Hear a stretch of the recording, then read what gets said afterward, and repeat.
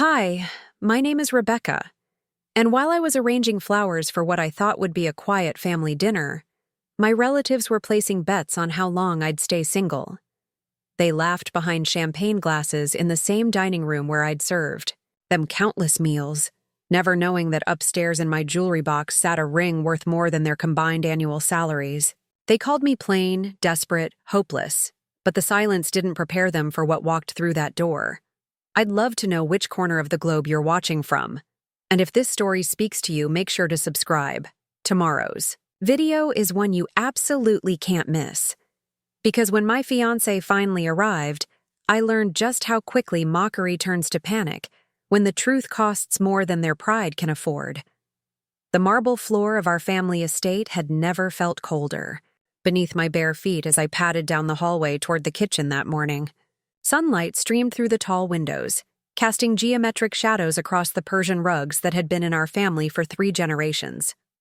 The house felt enormous and empty, even though I knew every room would soon be filled with voices. That had a way of making me feel smaller than the antique furniture. Today was my cousin Jennifer's engagement announcement dinner. The 3rd engagement in our family this year, and naturally the most elaborate. My Aunt Patricia had been planning this evening for weeks, coordinating with caterers and florists like she was organizing a state dinner rather than a family gathering. The irony wasn't lost on me that I'd volunteered to help arrange the centerpieces for a celebration that would inevitably become another platform for my family's favorite pastime, discussing my perpetual single status. I pulled the white roses from their wrapping, their petals soft and perfect in a way that reminded me how my family viewed beauty as currency. These flowers would grace tables surrounded by people who measured worth in wedding dates and ring sizes, where a woman's value depreciated with each passing year she remained unmarried. At 28, I had apparently reached clearance pricing, in their estimation. The kitchen island was covered with crystal vases and ivory ribbons when my phone buzzed against the marble surface. A text from an unknown number, though I recognized the tone immediately. It was the same sharp efficiency that had become familiar over the past 8 months, the kind of communication that came from someone accustomed to having their words carry. Wait. Flight delayed. Will arrive around 8. Can't wait to see you. I stared at the message, my heart doing that peculiar flutter it had developed whenever his name appeared on my screen. 8 o'clock would put him right in the middle of dinner service, when the wine would be flowing and tongues loosened by expensive Bordeaux. Part of me wondered if the timing was coincidental, or if he had planned it this way. Marcus had a gift for dramatic timing, though he claimed it was simply the nature of his business that made schedules unpredictable. The irony was that my family had no idea he existed. For 8 months, I had maintained what felt like a double life.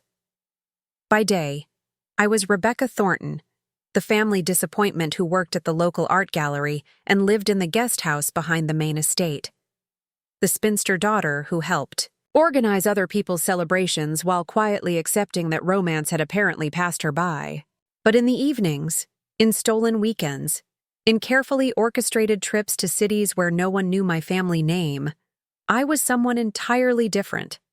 I was the woman who flew first class to Milan for surprise dinners, the woman who had private tours of art collections that weren't open to the public, the woman who woke up in penthouses overlooking Central Park and fell asleep in beachfront villas where the staff knew my coffee preferences without being asked. I was Marcus Reed's girlfriend, though that term felt insufficient for what we shared. Marcus Reed. Even thinking his full name made my pulse quicken. CEO of Reed Industries, a technology empire worth more than most small countries' GDP. A man whose casual Tuesday meetings involved decisions that affected thousands of jobs and millions of dollars. A man who collected rare art, owned properties on 4 continents, and had been featured on the cover of Forbes 6 times in the past 3 years. He was also the man who remembered that I preferred daisies to roses, who learned to make French toast because I mentioned loving it once, and who listened to me talk about obscure painters with the same attention he gave to board meetings. The man who had proposed to me 3 weeks ago on a private beach in the Maldives, presenting a ring that had been custom designed by a jeweler whose waiting list typically stretched 2 years. The engagement ring now lived in my jewelry box upstairs, wrapped in the velvet pouch it arrived in. I couldn't wear it yet. Not here. Not until Marcus and I decided how to navigate the revelation together. We had agreed to tell my family tonight, though the conversation had been more complex than either of us anticipated. Marcus couldn't understand why I was nervous. In his world, relationships were straightforward. You met someone. You enjoyed their company. You built something together. The complications my family introduced: financial expectations, social positioning, the endless speculation about motives were foreign to him. He had never experienced love that came with a price tag of skepticism. But I knew my family. I knew how they would react to sudden wealth entering our circle. I knew the questions they would ask, the assumptions they would make, the ways they would try to position themselves to benefit from proximity to Marcus's success. I had watched them do it before with Jennifer's fiancé, who owned a small chain of restaurants, and with my cousin Michael's wife, whose father was a moderately successful real estate developer. The difference was that Marcus's wealth operated on a scale they couldn't comprehend. While they measured success in 6 figures, his decisions involved 10 and 11-figure sums. While they networked at country club events, he attended economic summits with world leaders. The gap between their understanding and his reality was so vast that I worried the introduction would be like watching different species attempt communication. I finished arranging the roses and stepped back to examine my work. The centerpieces looked elegant, understated, exactly what my aunt had requested. Each table would seat 8, positioned strategically so that conversation could flow while maintaining the formal atmosphere Patricia preferred for family gatherings. By 6 o'clock, the dining room would be filled with my extended family, all dressed in their finest clothes, ready to celebrate Jennifer's engagement to David, a perfectly suitable insurance executive whose greatest qualifications seemed to be his willingness to marry into our family's expectations. My phone buzzed again. This time it was my Aunt Patricia, sending detailed instructions about wine service and timing for the evening's toasts. Reading her messages, I was struck by how much energy she invested in orchestrating these gatherings, as if the perfect execution of dinner parties could somehow elevate our family's social standing. Tonight would be no different, except for the surprise guest who would shift every dynamic in the room. I walked through the main house toward the dining room, carrying the first set of centerpieces. The late afternoon light filtered through the tall windows, illuminating dust motes that danced in the air like tiny celebrations. This house had witnessed 4 generations of Thornton family gatherings, from christenings to funerals, from holiday celebrations to graduation parties. The walls held portraits of ancestors who had built the family fortune in textiles and real estate, though that fortune had diminished considerably in recent decades. The truth was that we lived well, but not extravagantly. The house was beautiful, but expensive to maintain. The cars were nice but not luxurious. The lifestyle was comfortable but required careful budgeting. We existed in that particular space of the American upper middle class, where appearances mattered more than bank balances, where the right schools and proper connections could mask financial limitations. Marcus's wealth had introduced me to a different universe entirely. Private jets weren't transportation, they were offices with wings. Restaurants weren't chosen from reviews. They were accessed through relationships with chefs who had waiting lists measured in months. Vacation destinations weren't selected from travel websites. They were personal invitations to places that didn't appear on any public booking platform. The odd contrast was dizzying, and sometimes I wondered if I was living in a dream that would eventually require me to wake up and return to arranging other people's flowers while listening to commentary about my romantic shortcomings. But Marcus was real. His attention was genuine. His proposal had been heartfelt and specific. acknowledging not just his feelings but his understanding of the life we could build together. As I placed the final centerpiece on the dining room table, I heard the familiar sound of car doors closing in the circular driveway. My family was beginning to arrive, and with them would come the evening's entertainment. My love life, or lack thereof, dissected with the precision of a surgical procedure and the subtlety of a sledgehammer. My cousin Jennifer bounded through the front door first, her engagement ring catching the light like a small disco ball. Behind her came David, looking appropriately nervous about his first major family gathering as an official member. My Aunt Patricia followed, already issuing instructions about coat placement and drink preferences, her voice carrying the authority of someone who had appointed herself family social coordinator. Uncle Richard arrived with his wife Helen, both of them dressed as if they were attending a charity gala rather than a family dinner. My younger cousin Ashley came next, fresh from college and armed with opinions about everyone's life choices. And finally, my parents emerged from their bedroom upstairs, my mother adjusting her pearls, and my father checking his watch with the precision of someone who treated punctuality like a moral imperative. The house filled with familiar voices, laughter, and the kind of energy that accompanied family gatherings where everyone was performing their designated roles. Jennifer played the glowing bride-to-be. David played the devoted fiancé. Patricia played the gracious hostess. Richard played the successful businessman offering unsolicited advice. Helen played the supportive wife who agreed with everything her husband said. Ashley played the young person whose fresh perspectives were simultaneously valued and dismissed, and I played the reliable family member who helped serve drinks, asked appropriate questions about other people's accomplishments, and absorbed comments about my own life with the grace of someone who had learned that resistance only increased the volume of unwanted attention. "Rebecca, darling," my Aunt Patricia called as I arranged cocktail napkins on the side table. "You look lovely tonight. Is that a new dress?" The dress wasn't new. It was a simple black sheath that I'd worn to gallery events, chosen tonight because it was elegant without being attention-seeking. But Patricia's compliment carried the undertone of surprise, as if my looking presentable was worthy of comment rather than expectation. "Thank you," I replied, accepting the observation without elaboration. "You know," Patricia continued, lowering her voice conspiratorially, "Helen was just telling me about a lovely young man she met at her yoga class. A doctor, recently divorced, very distinguished. I thought perhaps you might be interested in meeting him." The conversation had taken exactly the turn I expected, though earlier than usual. Typically, my family waited until after the main course before addressing my romantic deficiencies. Tonight, we were starting with appetizers. A lot of love and effort went into bringing this story to life. If you're enjoying it, we'd be so grateful if you'd subscribe to our channel. Now, back to where we left off. "That's very thoughtful," I said. "But I'm not really looking to be set up right now."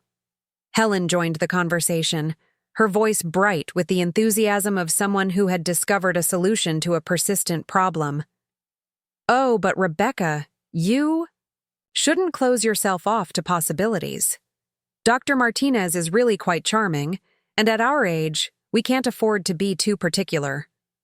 Our age.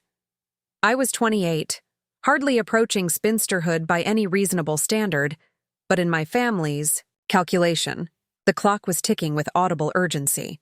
Every family gathering included increasingly direct suggestions about lowering my standards, expanding my horizons, or considering men who might not have been my first choice, but could provide the security of marriage. The irony was almost unbearable. While they worried about my prospects, I was engaged to a man whose casual gift budget exceeded their annual household expenses. While they suggested I consider dating divorced doctors from yoga classes, I was planning a future with someone who owned art collections and real estate portfolios that would make their financial anxiety seem quaint. Jennifer appeared at my elbow, her engagement ring creating tiny rainbows as she gestured with her wine glass. "Don't listen to them, Rebecca. Marriage isn't everything. even though David is absolutely perfect, and I've never been happier in my entire life. The contradiction in her statement was typical Jennifer offering reassurance while simultaneously emphasizing exactly what I was supposedly missing. Her happiness was genuine, and David seemed like a decent man, but her inability to offer comfort without highlighting her own romantic success was characteristic of family dynamics I had navigated for years. Dinner was announced, and we moved toward the dining room with the formal procession that Patricia had choreographed. Place cards directed us to assigned seats, with Jennifer and David positioned at the places of honor, my parents flanking my aunt and uncle, and me relegated to the end of the table where I could observe without being central to the main conversations. The meal progressed through its predictable stages, appetizers accompanied by updates on everyone's professional achievements. Soup served with discussion of vacation plans and home renovations. The main course paired with detailed analysis of Jennifer's wedding plans, from venue selection to dress fittings to honeymoon destinations. I participated when questioned directly, offered appropriate enthusiasm for other people's announcements, and maintained the pleasant demeanor that had become my default setting for family gatherings. But underneath the familiar routine, anticipation built like pressure in a closed system. Marcus would arrive soon, and with him would come the moment when every assumption about my life would be challenged. My phone, tucked discreetly beside. My napkin showed 7:45. Marcus would be here within minutes, and I still hadn't found the right moment to prepare my family for his arrival. The conversation had been too focused on Jennifer's engagement, too celebratory for me to interrupt with news that would shift all attention to my own romantic situation. Uncle Richard was in the middle of a story about a business deal when we heard the sound of a car in the driveway. Not just any car, the deep, quiet purr of an engine that suggested both power and expense. Through the dining room windows, we could see headlights that seemed brighter, positioned higher than typical. "Vehicles. Are we expecting someone else?" Patricia asked, glancing around the table with the slight irritation of a hostess whose carefully planned evening was being disrupted by unexpected variables. I felt my heart rate increase as I recognized the sound. Marcus had arrived, and there was no more time for careful preparation or strategic revelation. The moment I had been anticipating and dreading was about to unfold, and my family was completely unprepared for what was walking toward their front door. The doorbell rang with a melodic chime that seemed to echo longer than usual through the house. I excused myself from the table, my legs feeling unsteady as I walked toward the front entrance. Behind me, I could hear my family's conversation continuing, punctuated by speculation about who might be visiting so late in the evening. Through the frosted glass panels beside the door, I could see a tall silhouette. My hand trembled slightly as I turned the handle, and then Marcus was standing there, looking impossibly elegant in a charcoal gray suit that had clearly been tailored specifically for his frame. His dark hair was perfectly styled despite the long flight, and his smile carried that particular warmth he reserved for moments when we'd been apart. "Hello, beautiful," he said softly, leaning down to kiss my cheek. The familiar scent of his cologne mixed with something else, expensive leather from the car, perhaps, or the subtle fragrance of first-class travel amenities. "You made it," I whispered, suddenly aware of how my voice carried in the marble-floored foyer. "They're all here, in the dining room." Marcus handed me a bouquet of white orchids, exotic and clearly expensive, nothing like the roses I'd arranged earlier. "For you," he said, then glanced toward the dining room where light spilled into the hallway. "And these are for your aunt. I assume she's hosting tonight?" He produced a second arrangement, this one a stunning display of rare peonies that must have cost more than most people spent on groceries in a month. Everything about Marcus was like this, thoughtful, generous, and operating on a scale that my family would struggle to comprehend. "Rebecca?" My mother's voice drifted from the dining room. "Who's at the door, sweetheart?" I looked at Marcus, seeing my own nervousness reflected in his reassuring smile.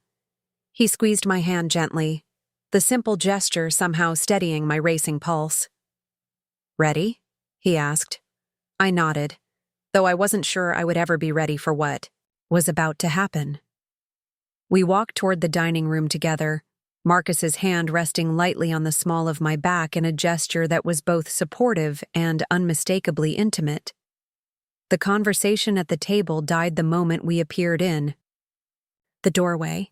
8 pairs of eyes turned toward us, and I watched my family's expressions shift from curiosity to confusion to something approaching shock. Marcus commanded attention simply by existing in a space. It wasn't just his height, though he was easily the tallest man in the room. It wasn't just his clothes, though his suit probably cost more than my father's monthly salary. It was something more intangible, an aura of confidence and success that was impossible to ignore. Everyone, I said, my voice sounding stronger than I felt. I'd like you to meet Marcus Reed. Marcus, this is my family. The silence stretched for what felt like an eternity. Marcus stepped forward with the easy grace of someone accustomed to making first impressions in high-stakes situations. Mrs. Thornton, he said, addressing my Aunt Patricia with a slight nod. Thank you for allowing me to join your celebration. I brought these for you. He presented the peonies with the kind of understated elegance that made the gesture seem effortless, rather than calculated. Patricia accepted the flowers with visible bewilderment, her usual hostess composure momentarily abandoned. They're beautiful, she managed. But I'm sorry, I don't think we've met. Are you a friend of Rebecca's from the gallery? Marcus's smile was polite, but carried an undertone of amusement. Actually, I'm Rebecca's fiancé. If the previous silence had been profound, this one was absolute.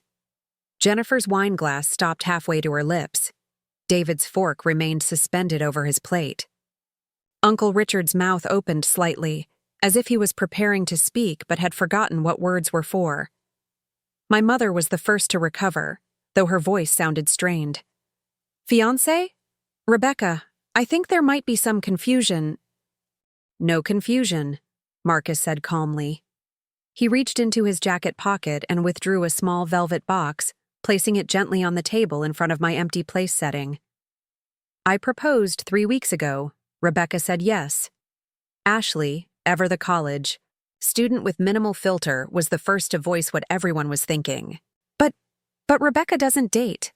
I mean, she hasn't brought anyone to family events in years. We all thought she was...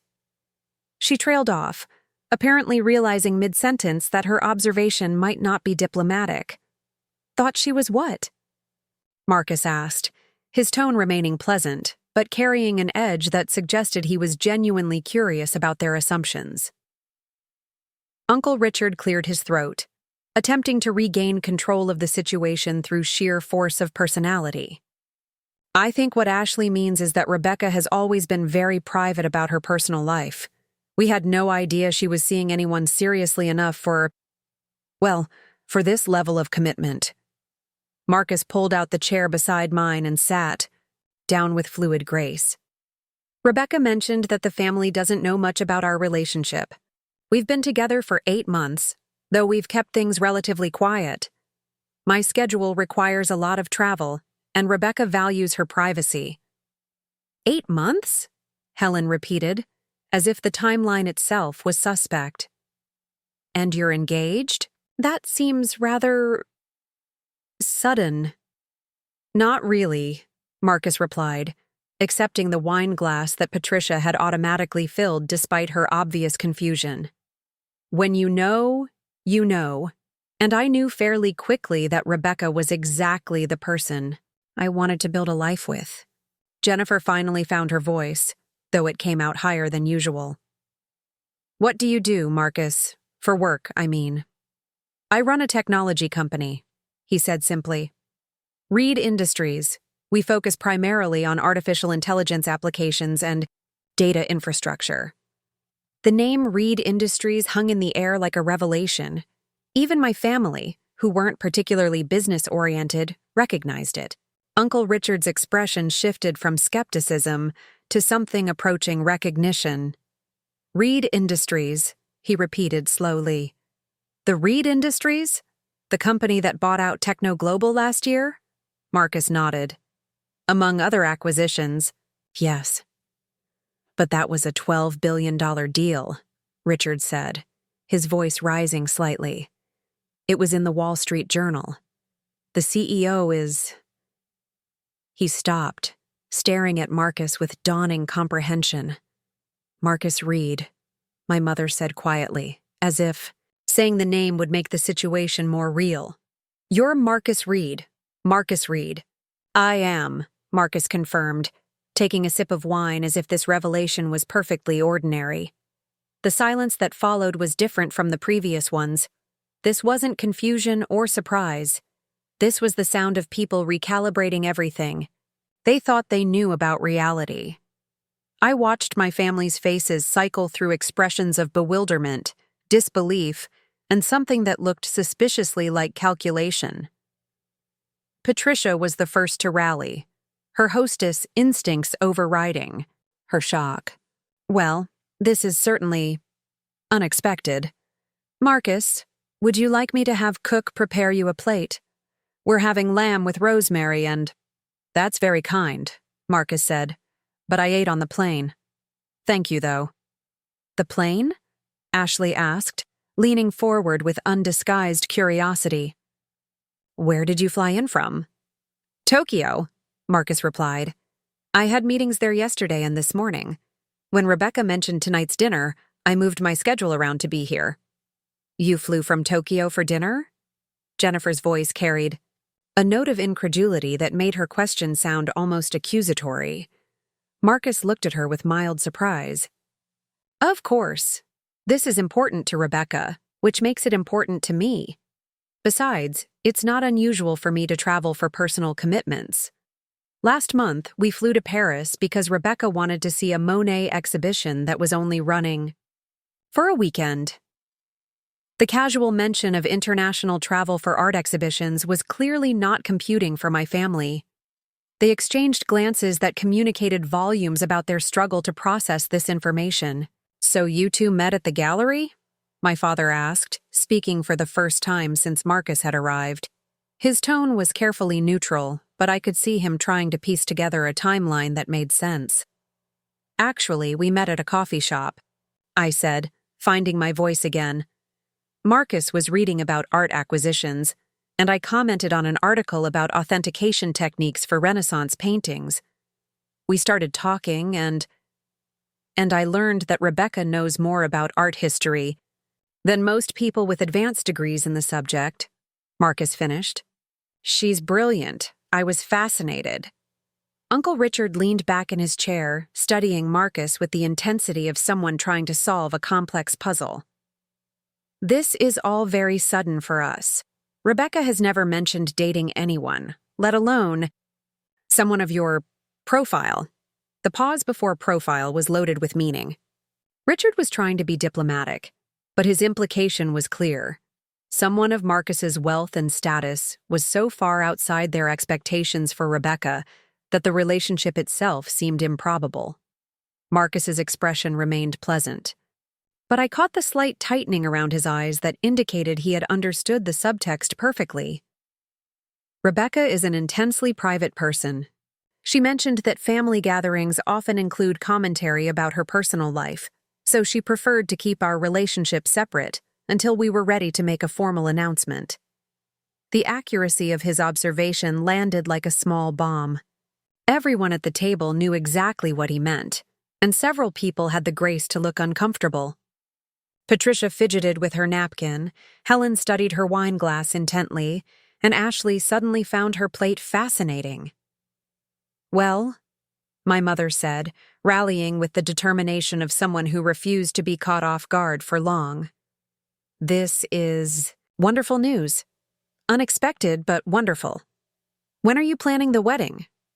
We haven't set a date yet, Marcus replied. We're thinking about next spring, possibly in Italy. Rebecca has always wanted to visit Tuscany, and I have a property there that would be perfect for the ceremony.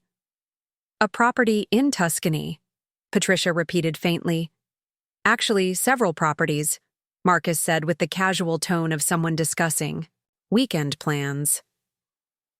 But the villa in Tuscany has the most beautiful gardens. I think Rebecca would love being married surrounded by olive groves and vineyards. Jennifer, who had been planning her own wedding for months and treating every detail as a monumental decision, looked slightly dazed. That sounds incredible. How many guests are you thinking? Marcus glanced at me, and I realized this was one of many details we hadn't discussed yet. Our engagement had been so recent, and his travel schedule so demanding, that we'd focused more on the emotional commitment than the logistical planning. We haven't decided, I said. We want something intimate, close family and friends. Close family, Helen repeated, and I could practically see her trying to calculate what an intimate wedding in Tuscany might cost, and who would be paying for it. The conversation continued, but it had taken on a surreal quality. My family asked questions with the mechanical precision of people conducting an interview, while Marcus answered with patience that suggested he was accustomed to this kind of scrutiny. They wanted to know about his background, his business, his intentions regarding me, and his plans for the future. He provided information readily, but without the detailed explanations that would have suggested he was trying to impress them. Through it all, I sat quietly, watching the dynamics of the room shift in real time. The family that had spent years treating me as their perpetual disappointment was now trying to process the reality that I was engaged to one of the wealthiest men in America. The cognitive dissonance was almost visible on their faces.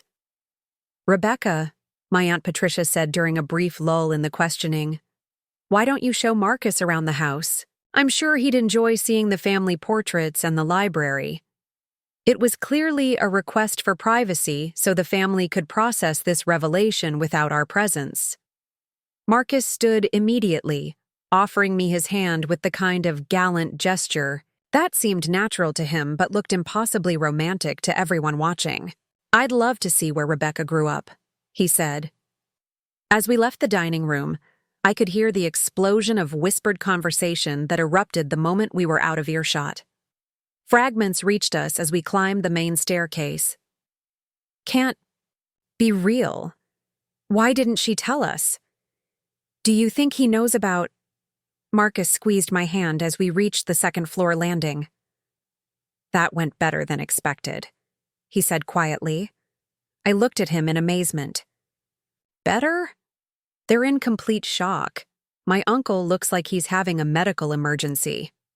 Marcus laughed, the sound warm and genuine. "Rebecca, I've announced acquisitions to hostile boards and negotiated deals with people who wanted to destroy my company. Your family is surprised, but they're not adversarial. They're just trying to understand how their assumptions about you were so completely wrong." He was right, though the realization was both comforting and unsettling. My family wasn't angry about my engagement. They were confused about how they had so thoroughly misunderstood my life. The woman they had pitied and patronized was apparently capable of attracting and keeping the attention of someone whose romantic options were virtually limitless. "They think you're too good for me," I said, voicing the insecurity that had been building all evening.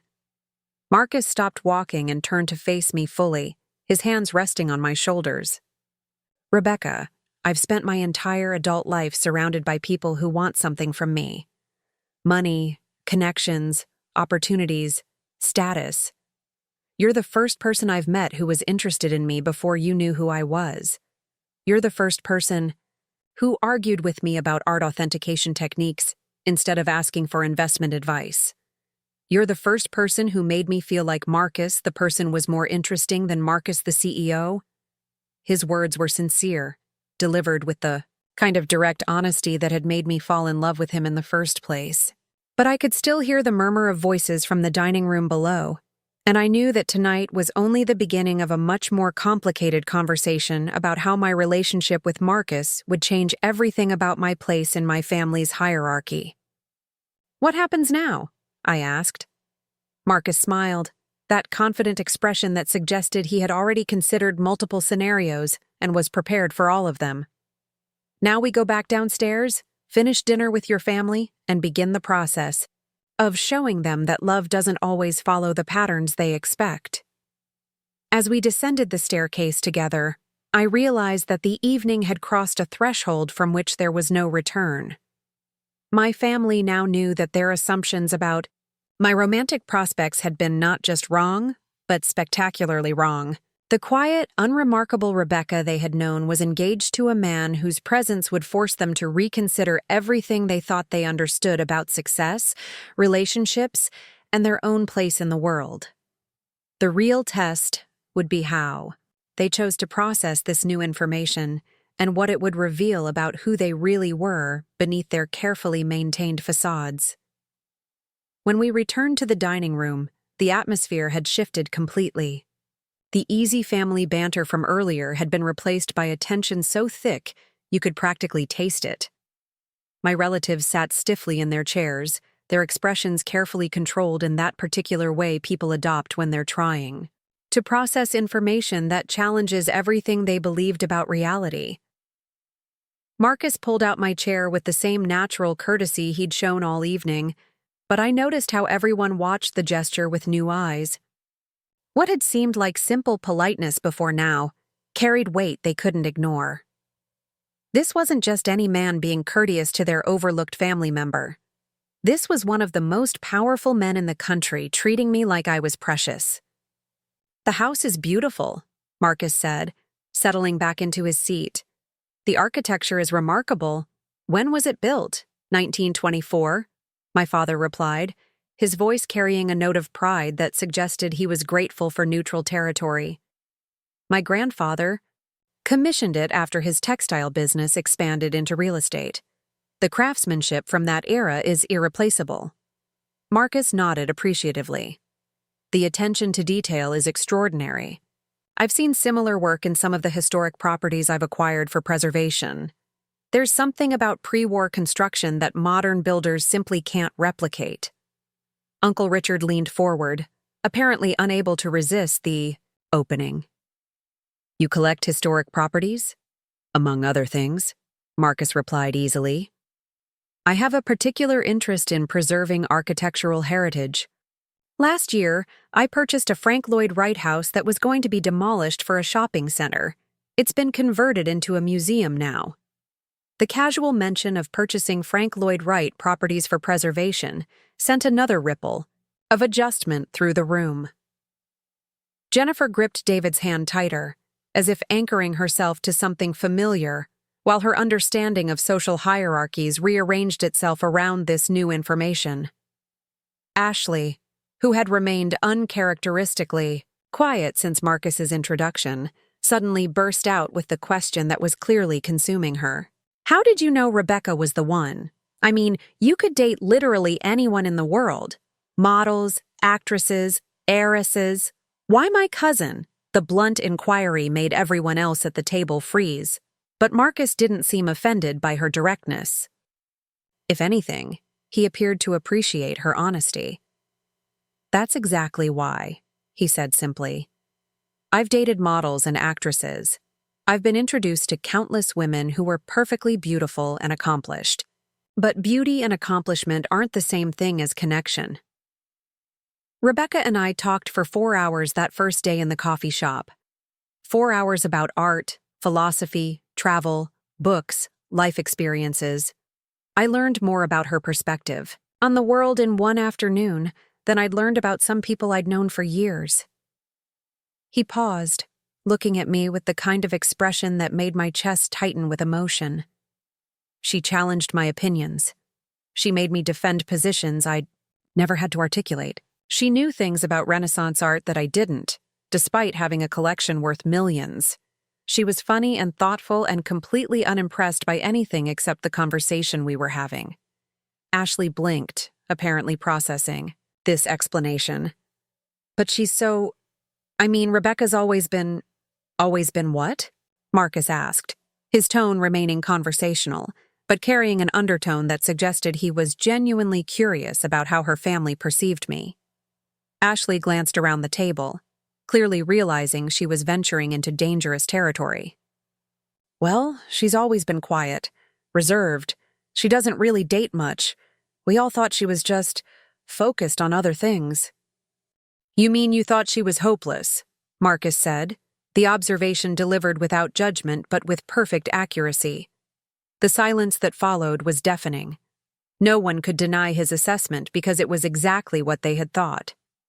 For years, they had treated my single status as a character flaw rather than a choice. They had offered unsolicited advice, arranged unwanted introductions, and made countless comments about my need to be more open or less selective. Patricia attempted to recover the conversation. I think what Ashley means is that we're all just surprised. Rebecca has always been so independent, so career-focused. We never imagined she was keeping such a significant relationship private. Career-focused, Marcus repeated thoughtfully.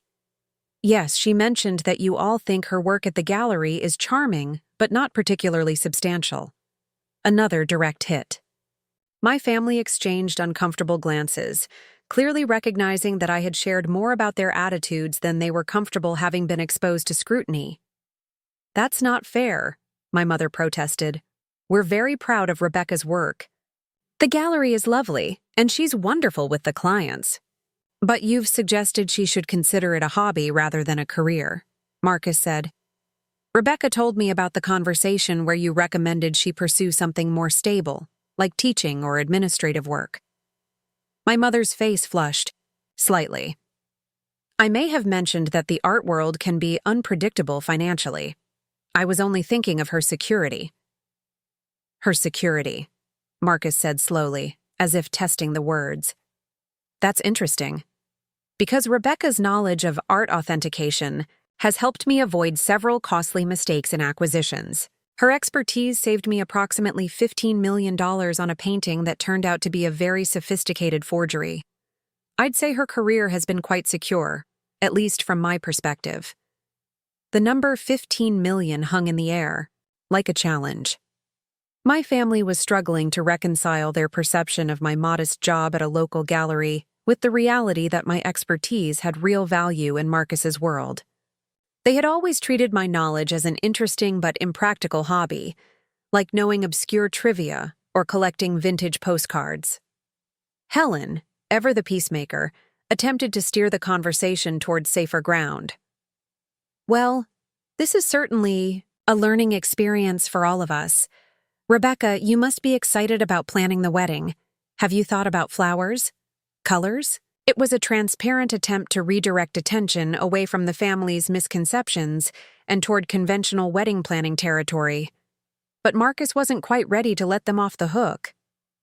Actually, he said, Rebecca has some specific ideas about keeping the ceremony authentic to the region where we'll be married. She's been researching traditional Tuscan wedding customs and wants to incorporate elements that honor the history of the villa where we'll exchange vows.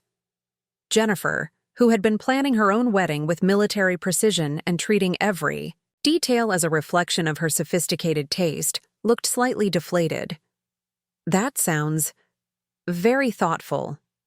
Rebecca approaches everything thoughtfully, Marcus continued. It's one of the qualities I find most attractive about her. She doesn't make decisions based on what's fashionable or expected. She considers the meaning behind choices. Uncle Richard cleared his throat, apparently deciding it was time to address the elephant in the room more directly. Marcus, I hope you understand that we're all just trying to process this news. Rebecca has always been dear to us, but we had no idea she was involved with someone of your prominence. It's quite an adjustment. I understand completely, Marcus replied.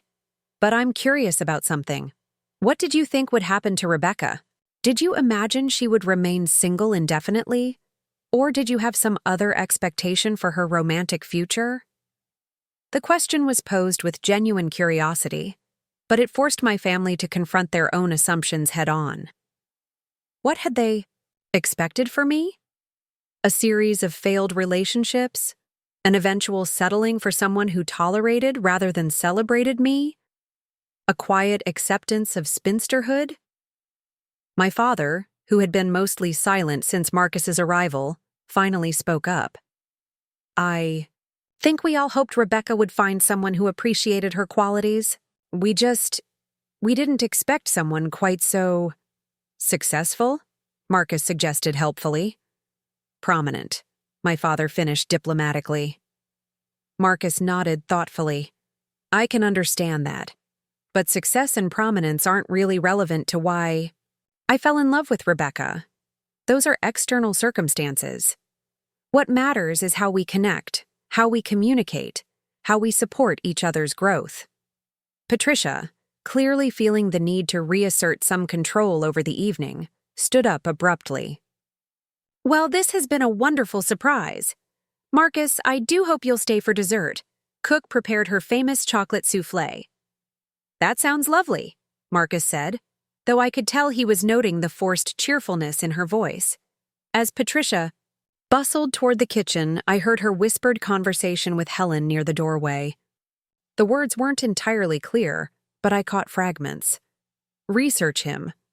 Too good to be true. Protecting Rebecca. Marcus heard it too. He glanced at me with raised eyebrows, a silent question about whether I was comfortable. With the level of skepticism being directed toward our relationship, I squeezed his hand under the table, a gesture that was both reassurance and apology. Ashley, who had been uncharacteristically restrained since her earlier outburst, suddenly leaned forward again. Can I ask you something else? Do you have a prenup? The question was so blunt that David actually choked on his wine. Jennifer stared at her younger cousin in horror, clearly mortified by the breach of etiquette. Ashley, my mother exclaimed. That's completely inappropriate. But Marcus laughed, apparently finding her directness refreshing after the careful diplomatic dancing that had characterized most of the evening's conversation. Actually, that's a fair question. Yes, we've discussed it. Rebecca insisted on a prenuptial agreement. Everyone turned to stare at me. This was apparently not the answer they had expected. Rebecca suggested it? Helen asked, her voice carrying a note of surprise that suggested she had assumed any prenup would be Marcus's idea, designed to protect his assets from a potentially opportunistic partner. She brought it up during our second conversation about marriage, Marcus confirmed. She said she wanted to be absolutely clear that her feelings for me had nothing to do with financial security. She wanted documentation proving that she was choosing me for emotional rather than economic reasons. This revelation clearly caught my family off guard. They had been prepared to be protective of me against a wealthy man who might try to limit my access to his fortune. They had not been prepared for the possibility that I had been the one insisting on financial boundaries. Uncle Richard studied me with new interest. That was very sensible of you, Rebecca. It was very Rebecca, Marcus added. She thinks through implications that most people wouldn't even consider. She wanted to make sure that our marriage would be based on mutual respect and affection, not on any practical considerations that might complicate our emotional connection. Jennifer looked genuinely puzzled. But what if something happens? What if you get divorced? Then we get divorced, Marcus said simply. The prenup ensures that Rebecca keeps what she brought into the marriage and I keep what I brought. Neither of us would be financially dependent on the other, which means any decision to stay together would be based purely on wanting to be together. The concept seemed to fascinate and confuse them in equal measure. In their world, marriage was often discussed in terms of security, stability, and practical considerations. The idea that someone would voluntarily eliminate those factors to focus purely on emotional compatibility was apparently revolutionary. Patricia returned with the dessert, her composure restored, but her eyes sharp with the kind of focused attention that suggested she had been thinking hard during her brief absence. From the table, as she served the chocolate soufflé, she resumed her hostess role with determined cheerfulness. Marcus, you simply must tell us about your plans for the holidays. Will you and Rebecca be traveling? I imagine you have some wonderful traditions. It was a seemingly innocent question, but I recognized the undertone. Patricia was fishing for information about how our relationship would affect family dynamics going forward. Would I still attend family gatherings, Or would Marcus's world pull me away from Thornton family traditions? We haven't finalized holiday plans yet, Marcus replied. My schedule is usually quite flexible around that time of year, so we'll probably split time between family commitments and some travel. Rebecca mentioned wanting to see Vienna during the Christmas season. Vienna, Ashley repeated dreamily. That sounds incredible. Have you been? Marcus asked her. Ashley shook her head. I've never been anywhere in Europe. This semester's abroad program I wanted to do was too expensive. Marcus glanced at me, and I could see him processing this information. In his world, cost was rarely a barrier to educational opportunities or travel experiences. The casual mention of financial limitations was a reminder that my family's comfortable lifestyle operated within boundaries that were invisible to him. Study abroad programs are excellent investments in perspective, he said carefully. There's something about experiencing different cultures that changes how you see everything else. It was a diplomatic response that acknowledged Ashley's situation, without offering solutions that might be interpreted as patronizing or inappropriate. But I could see him filing away the information, and I knew Marcus well enough to suspect that he was already considering ways to be helpful without overstepping boundaries. The evening was winding down, but I could feel undercurrents of tension. That suggested the real processing of tonight's revelations would happen after Marcus and I left. My family needed time to absorb what they had learned, to discuss it privately, and to figure out how this development would change their relationship with me. As we finished dessert, I realized that tonight had been just the opening act. The real drama would unfold in the days and weeks to come, as my family decided how to respond to the reality that their overlooked member had somehow managed to secure a relationship that surpassed all their expectations for success and status. The question was whether they would celebrate my happiness or find ways to undermine it out of their own discomfort with being so completely wrong about my prospects and potential. The phone calls started the next morning at 7:30.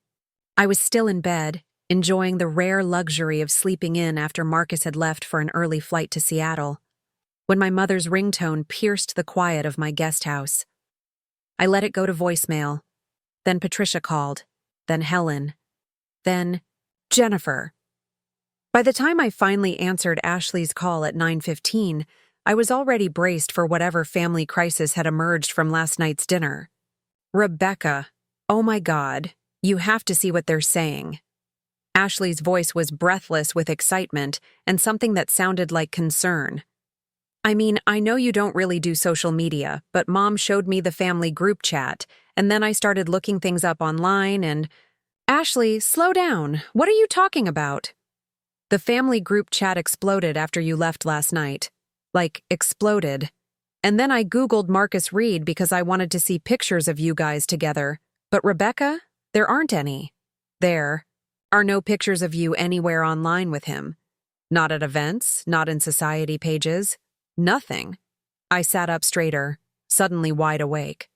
So everyone's saying it's weird, that if you've been together for 8 months and he's this famous billionaire, there should be some trace of you in his public life. Mom's convinced something's not right. She thinks maybe he's lying about who he is. Or maybe you're lying about the relationship, or maybe he's married and you're just… I'm just what? My voice came out sharper than intended. Ashley's pause was telling. They think you might be his mistress, that he's using you and you don't realize it, that maybe he told you he was going to marry you, but he's actually married to someone else and you're just naive enough to believe whatever story he's selling. The accusation hit like a physical blow.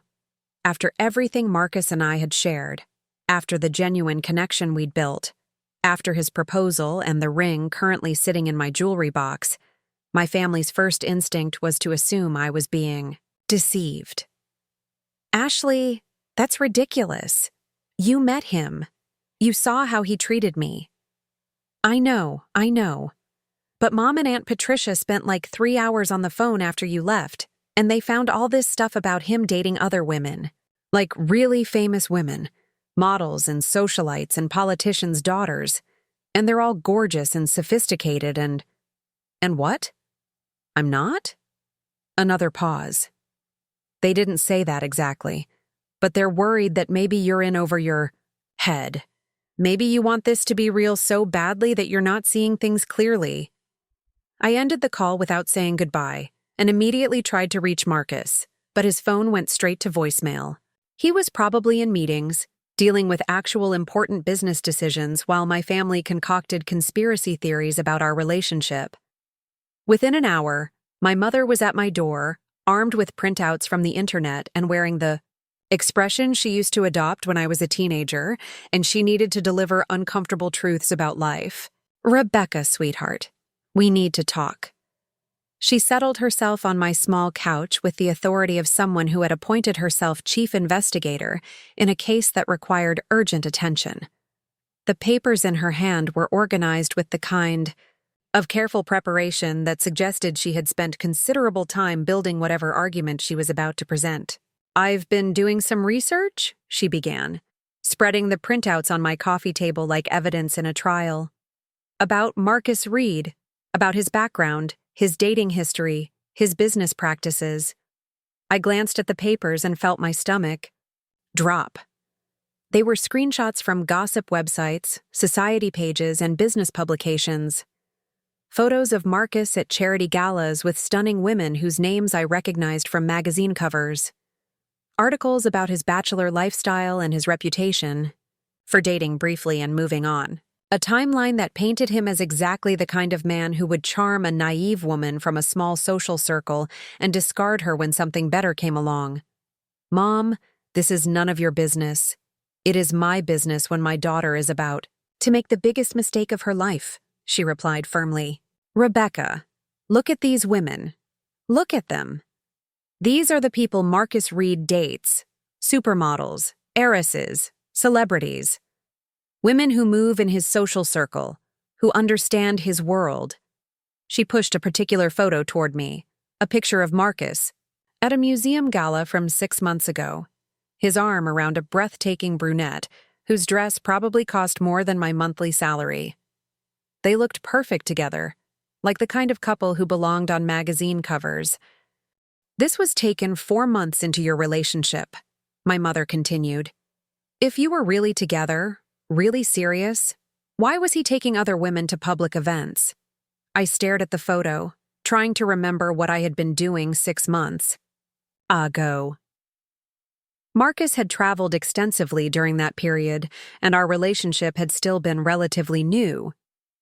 We had agreed to keep things private while we figured out whether our connection was substantial enough to withstand the scrutiny that would come with going public. But looking at the image, seeing how natural and comfortable he appeared with someone who was everything I wasn't: sophisticated, glamorous, perfectly polished, I felt doubt creep in like poison. "Maybe there's an explanation," I said weakly. "Maybe," my mother agreed. "But here's what I think happened. I think Marcus Reed is exactly what he appears to be: a wealthy, powerful man who enjoys the company of beautiful women. I think he met you, found you charming and different from his usual type, and decided you'd make an interesting diversion. A sweet small-town girl who'd be grateful for his attention and wouldn't demand the kind of commitment his usual girlfriends expect." Each word felt like a small cut. "That's not what this is, isn't it? Rebecca, honey, think about it logically. You've been together for 8 months, but no one knows about you. He's never taken you to a public event. You've never been photographed together. He flies around the world for business, and you have no idea who he sees or what he does when he's away from you." The rational part of my mind tried to protest. Marcus had explained his need for privacy. He had legitimate security concerns. His business required discretion. But my mother's words were tapping into insecurities I hadn't even realized I was carrying. "And this ring," she continued, reaching for another printout. "I looked up custom engagement rings from the jeweler you mentioned. Do you know what they cost? For something like what you described, we're talking about a minimum of $200,000. Probably more." The number hit me like a slap. I had known the ring was expensive, but I hadn't really processed exactly how expensive. $200,000 was more than I made in 4 years. It was more than most people spent on houses. Why would a man spend that kind of money on a woman he wasn't serious about? I asked. My mother's expression was sympathetic but firm. Because to him, it's pocket change. Rebecca Marcus Reed's net worth is estimated at over $8 billion. Spending $200,000 on a ring is like you or me buying a coffee. It's meaningless to him. The comparison was devastating in its accuracy. I thought about how carelessly Marcus treated expenses that would be significant to me. Private jets, 5-star hotels, exclusive restaurants were just normal parts of his life, not special gestures. What if the ring was the same? What if his proposal was just another casual expense, a way to keep me interested while he figured out his next move? Patricia arrived while my mother was showing me the business articles she'd found about Marcus's company. My aunt swept in with the energy of someone who had appointed herself lead detective and was ready to present her findings. "I've been making phone calls," she announced without preamble. "I have a friend whose daughter works in public relations for high-profile clients. In Manhattan, she knows people who handle social calendars for the kind of events Marcus Reed attends." I felt a chill run down my spine. "What did you find out?" "Marcus Reed has a regular companion for public appearances, a woman named Victoria Ashworth. She's a museum curator from a prominent New York family. They've been seen together consistently for over a year, and she's listed as his +1 for several upcoming charity events this fall." The room went silent except for the sound of my heart hammering against my ribs. Victoria Ashworth. Even the name sounded sophisticated.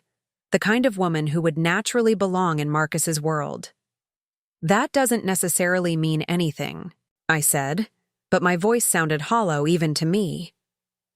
"Rebecca," Patricia said gently, "my friend's daughter said Victoria Ashworth is considered Marcus Reed's serious girlfriend in New York circles.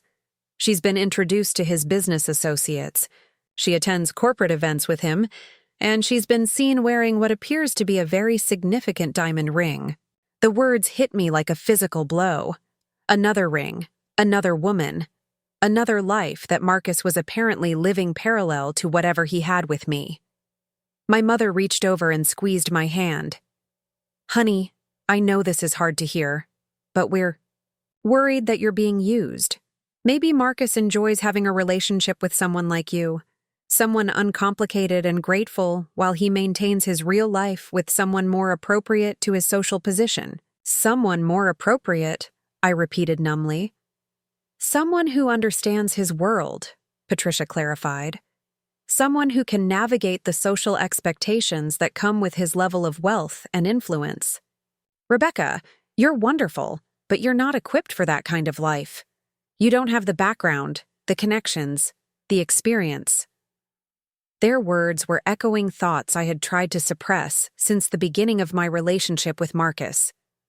I had always wondered why someone with his options would choose me. I had told myself it was because we connected intellectually, because he valued authenticity over artifice. But what if I had been naive? What if I had misinterpreted his interest in me as something more serious than it actually was? "What should I do?" I asked quietly. "Confront him," my mother said immediately. "Ask him directly about Victoria Ashworth. Ask him why there are no photos of you together. Ask him why he's keeping you separate from his real life. And if he doesn't have good answers," Patricia added, "then you end it before he has a chance to hurt you more than he already has." They left me with the printouts and the phone number for Patricia's friend's daughter, in case I wanted to verify any of the information they had shared. I sat alone in my guest house, staring at photos of Marcus with other women, reading articles about his bachelor lifestyle, trying to reconcile the man I thought I knew with the picture that was emerging from their research. By evening, I had worked myself into a state of complete emotional chaos. When Marcus called from Seattle, his voice warm and familiar, I found myself analyzing every word for signs of deception. "How was your day?" he asked. the same question he always asked, with the same genuine interest he always showed. Fine, I lied. How were your meetings? Productive but long. I should be back tomorrow evening. I was thinking we could have dinner. At that little Italian place you like, and maybe start making some concrete plans for announcing our engagement publicly. The mention of going public sent a spike of anxiety through me. Marcus, can I ask you something? Of course. Why haven't we attended any public events together? In 8 months, we've never been photographed together or seen at any of the charity, galas, or business functions you attend. There was a pause on his end, brief but noticeable. Rebecca, we've talked about this. My public appearances come with a lot of scrutiny and security considerations. I wanted to protect your privacy until we were ready to handle that level of attention together. But you attend events with other people. You've been photographed with other women. Another pause, longer this time. Rebecca, where is this coming from? Did something happen today? I could hear the concern in his voice, but I could also hear something else, wariness maybe, or calculation. I'm just wondering why I've been kept separate from that part of your life. You haven't been kept separate. You've been protected. There's a difference. His answer sounded reasonable, but it also sounded practiced, like something he had thought through in advance. I found myself wondering how many other women he had given similar explanations to, how many other relationships he had justified with concerns about privacy and protection. Who is Victoria Ashworth? I asked suddenly. The silence that followed was absolute and damning. It stretched so long that I wondered if the call had dropped, until I heard Marcus draw a careful breath. Where did you hear that name? He asked finally. It doesn't matter where I heard it. Who is she? Rebecca, this is a conversation we should have in person. I'll catch the first flight back tomorrow morning, and we can talk about whatever concerns you have. Just answer the question, Marcus. Who is Victoria Ashworth? Another pause. She's someone I've been seen with at public events. But Rebecca, it's not what you're thinking. The situation is complicated, and I can explain everything if you'll... Just wait until I can see you face to face. Complicated how? Rebecca, please. Trust me enough to let me explain this properly. Not over the phone, not when you're clearly upset. Let me come home and we can talk through whatever has you worried. But I was past the point where his reassurances could calm my fears. The evasiveness in his voice, the careful way he was choosing his words, the admission that yes, Victoria Ashworth was real and yes, their relationship was complicated, all of it confirmed my family's worst suspicions. I need some time to think. I said, Rebecca, don't do this. Don't let whatever someone told you override what you know about us. What we have is real. Is it? I asked. Because right now, I'm not sure I know what's real anymore. I hung up before he could respond, then turned off my phone and sat in the growing darkness of my small living room, wondering how I had managed to fool myself so completely about a man who was apparently living an entirely different life than the one he had shared with me. The painful truth was emerging, and it looked nothing like the fairy tale I had allowed myself to believe. I didn't sleep that night. Instead, I sat at my laptop until 3 a.m, doing exactly what I had never done before, investigating the man I thought I was going to marry. What I found made my stomach turn and my heart race in equal measure. Victoria Ashworth wasn't just some woman Marcus occasionally appeared with at events. She was everywhere. Museum fundraisers, tech industry galas, private art auctions, charity luncheons. In photo after photo, she stood beside Marcus with the comfortable intimacy of someone who belonged there. She was stunning in an effortless way that spoke of generations of good breeding and expensive education. Her LinkedIn profile read like, a blueprint for the perfect billionaire's wife. Harvard art history degree, curator at the Metropolitan Museum, board positions on 3 major cultural foundations. But what made me feel physically sick was the timeline. The photos with Victoria didn't just overlap with our relationship. They spanned the entire duration of it. While Marcus was flying me to romantic weekends in Napa Valley, he was also escorting Victoria to the Met Gala. While we were walking through art galleries in Paris, he was attending museum board meetings with her in Manhattan.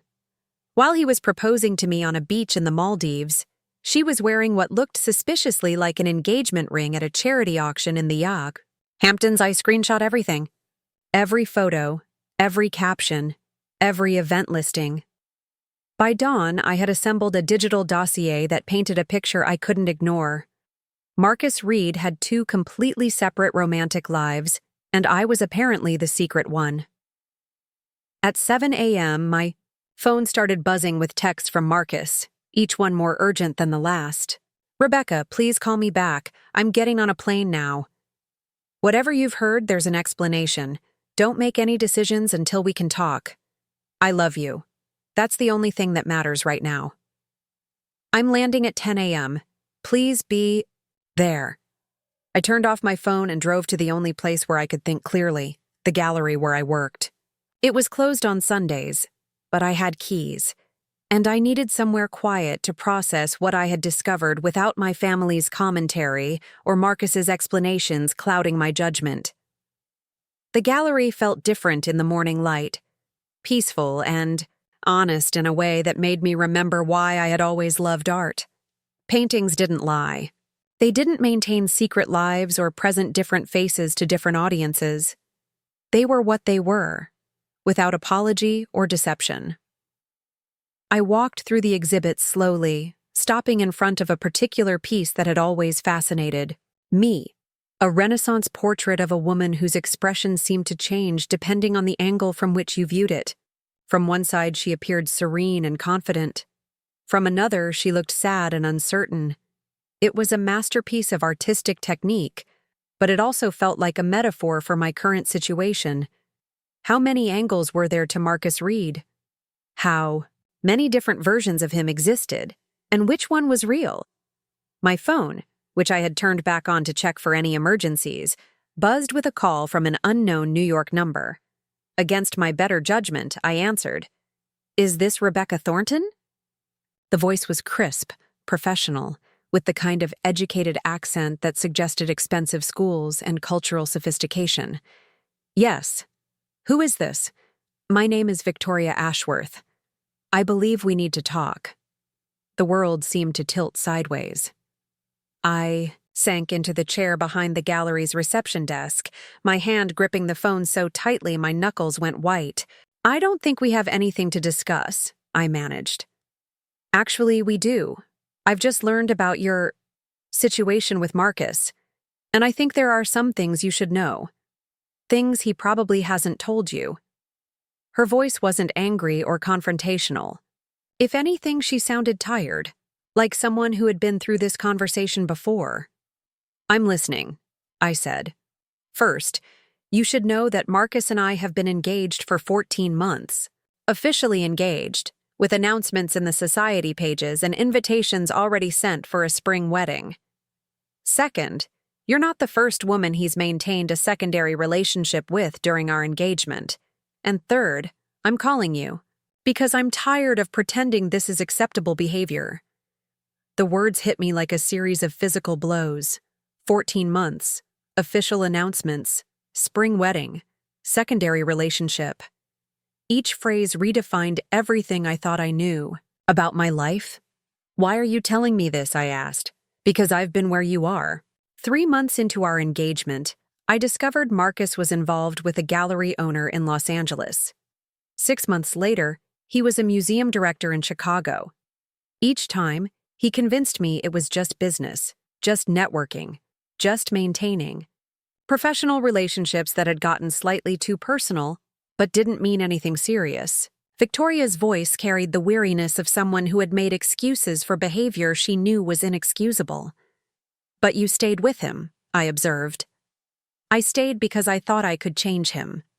Because I thought eventually he would realize that what we had together was enough. Because I thought that if I was patient and understanding and sophisticated about his need for variety, he would eventually settle down and be faithful. And now I realize that Marcus Reed doesn't want to be faithful. He wants to marry someone from his social circle who can handle the public aspects of his life, and private relationships with women who satisfy different emotional or intellectual needs. He's constructed a system where he never has to choose, or compromise, or give anything up. I felt tears burning behind my eyes, but I was too angry to let them fall. So what do you want from me? I want us to compare notes. I want to pool our information and figure out exactly how extensive his deception has been. And then I want to make sure he faces consequences for treating both of us like we're disposable. What kind of consequences? The kind that hurt him, where he's most vulnerable, his reputation and his business relationships. Marcus Reed has built his entire empire on the foundation of trust and integrity. Corporate partners believe he's a man of his word. Investors trust him with billions of dollars because they think he's ethical and reliable. But what happens when they find out he's been systematically lying to multiple women for years? Suggestion was both thrilling and terrifying. I had never considered using Marcus's professional life as leverage against his personal behavior, but Victoria was right that his business reputation was probably the thing he valued most. What exactly are you proposing? I asked. Meet me tomorrow. I'll fly down to Texas and we can go through everything together. I have documentation of his lies, evidence of his patterns, proof of how he compartmentalizes his relationships. You probably have pieces of the puzzle that I don't. Together, we can build a complete picture of who Marcus Reed really is. I agreed to meet her the next day at a coffee shop in downtown Austin, far enough from my family's social circle that we wouldn't be accidentally discovered. After hanging up, I sat in the gallery for another hour, processing the reality that my engagement was not just questionable, it was fraudulent. When I finally returned home, Marcus's car was in my driveway. He was sitting on my front porch steps, still wearing his business suit from the flight, looking haggard in a way I had never seen before. His usually perfect hair was disheveled, and there were dark circles under his eyes that suggested he hadn't slept any more than I had. "Rebecca," he said, standing as I approached. "Thank God. I was worried you weren't coming back." "I needed time to think," I said, unlocking my front door but not inviting him inside. "Can we please talk? Whatever you've heard, whatever conclusions you've reached, I need a chance to explain." Against my better judgment, I let him follow me into the house. He stood awkwardly in my living room, looking around as if seeing it for the first time. The space that had always felt cozy and intimate now seemed small and shabby in comparison to the penthouses and villas where he usually spent his time. "Victoria Ashworth called me," I said without preamble. Marcus went completely still. For a moment, he looked like a man who had been caught in something so damaging that denial was pointless. "What did she tell you?" he asked finally. "That you're engaged to her, that I'm just one of several women you maintain relationships with while planning to marry someone else, that you've been doing this for over a year." Marcus sat down heavily on my couch, his head in his hands. "It's not that simple." "Then explain it to me. Make it simple." He looked up at me, and for the first time since I'd known him, Marcus Reed looked lost. "Victoria and our engagement isn't a love match. It's a business arrangement that makes sense for both our families. Her father runs one of the largest private equity firms in New York. My marriage to Victoria would create strategic advantages for both our companies." "So you don't love her?" "I care about her. I respect her. But no, I'm not in love with her the way I'm in love with you." "But you're still planning to marry her?" Marcus was quiet for a long moment.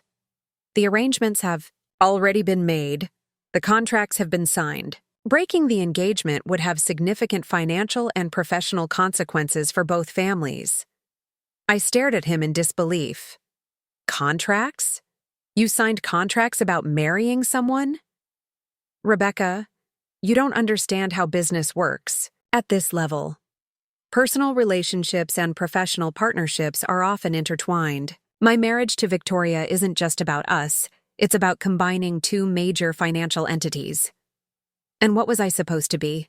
Your mistress? Marcus flinched at the word. You were supposed to be the woman I actually loved. I thought I could maintain both relationships until I figured out how to extricate myself from the Victoria situation without destroying my business partnerships. You thought you could lie to both of us indefinitely? I thought I could find a solution that didn't require me to choose between love and financial survival. His answer was so breathtakingly selfish that I almost laughed. Financial survival? Marcus, you're worth $8 billion. How much money do you need to survive? It's not about the money. It's about the infrastructure that supports everything I've built. The partnerships, the board positions, the investment relationships. Victoria's father controls access to capital markets that my company depends on. If I break the engagement, he can destroy Reed Industries. I walked to the window and looked out at the garden where I had spent so many quiet evenings, thinking about my future with a man who apparently viewed me as a temporary distraction from his real life. So your plan was to marry Victoria and keep me as what? A secret girlfriend you visit when you're feeling romantic? My plan was to find a way to be with you without losing everything else. I was working on restructuring my business relationship so that I wouldn't be dependent on Victoria's family's support. I just needed more time. How much more time? Another year? 5 years? How long did you expect me to wait while you figured out how to choose between money and love? Marcus stood up and moved toward me, but I stepped away before he could touch me. Rebecca, I know this looks bad. I know I should have told you about Victoria from the beginning. But I was afraid that if you knew the full situation, you'd walk away before I had a chance to solve it. You should have been afraid of that, I said, because that's exactly what any rational person would do. But you're not any rational person. You're the woman I want to spend my life with. The woman I proposed to. You proposed to 2 women. Marcus, you gave both of us rings.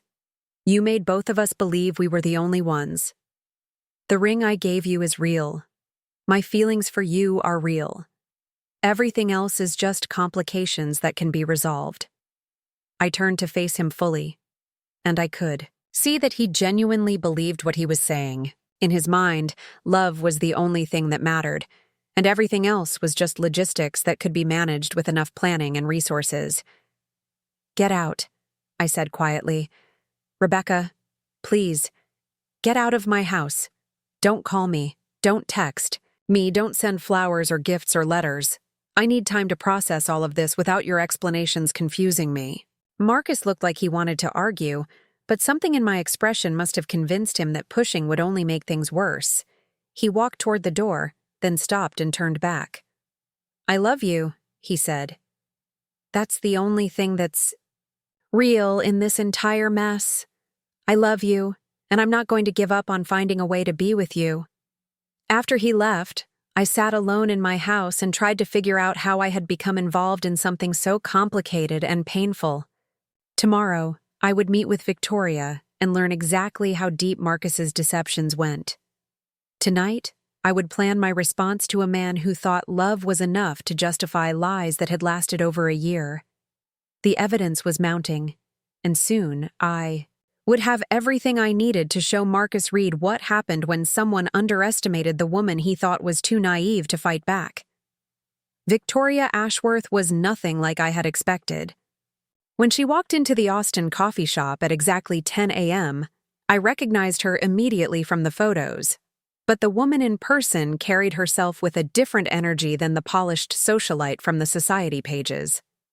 She looked tired, determined, and unmistakably angry.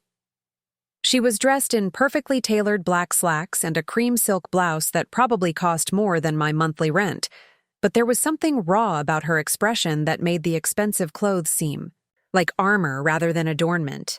She spotted me in the corner booth and walked over with the purposeful stride of someone who had important business to conduct. Rebecca, she said, extending a manicured hand. Thank you for agreeing to meet. Up close, Victoria was even more beautiful than her photographs suggested. But there were fine lines around her eyes that spoke of stress and sleepless nights. She slid into the booth across from me and immediately pulled out a tablet and a leather portfolio that looked like it contained legal documents. "I've brought everything," she said without preamble.